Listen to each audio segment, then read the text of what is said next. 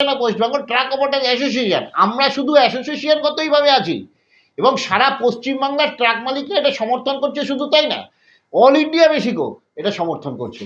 এটা হচ্ছে তা না, দেখুন পুজোর আগে বলে না, পুজো এখনও অনেকটা দেরি আছে, এখনও 1 মাস 1.5 মাস পুজো দেরি আছে।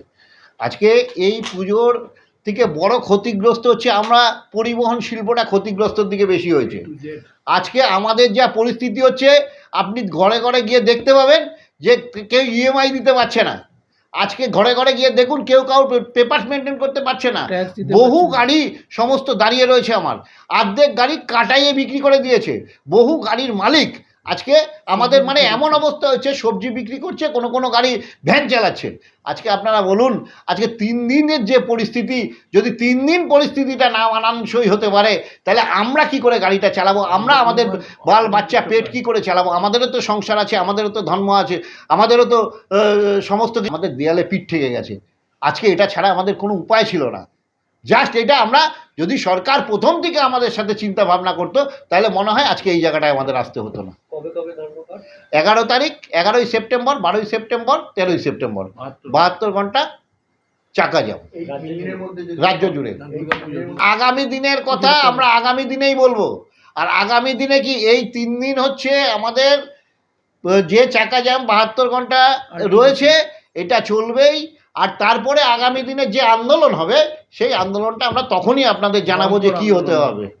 এই 3 দিনে আমাদের যে সংখ্যা আছে, 7 লক্ষের উপরে ট্রাক আছে, আমাদের যা সংখ্যা আছে, যারা আমাদের প্যারাফেরিতে আছে, আমাদের অ্যাসোসিয়েশনের সাথে আছে, এবং যারা আমাদের অ্যাসোসিয়েশনের বাইরে আছে, আমরা সকলকেই আপনাদের দ্বারাই আবেদন জানাচ্ছি যে আজকে এই 3 দিন যাতে ওনারা ওনাদের চাকাটা বন্ধ রাখে, এটা আমাদের আবেদন। না, আমরা বিষয়টা হচ্ছে মাননীয় মন্ত্রী সাহেব আমাদের কাছে অনেকবার করেছিল এবং বলেছিলেন, কিন্তু বিষয়টা আমাদের সমস্যা সমাধান হয়নি। সবচেয়ে বড় কথা হচ্ছে, যদি সমস্যার সমাধানই না হয়, তাইলে আমরা কি করে কি করব? আমাদেরও তো, আমি তো আপনাদের একটু আগেই বললাম, আমাদের পরিস্থিতি, আমাদের ভয়ঙ্কর পরিস্থিতি। হ্যাঁ, একদিকে পুলিশের জুলুম, একদিকে বিএলআরওর জুলুম, একদিকে এমভিআইয়ের জুলুম, আরেকদিকে প্রাইভেট কাটার জুলুম।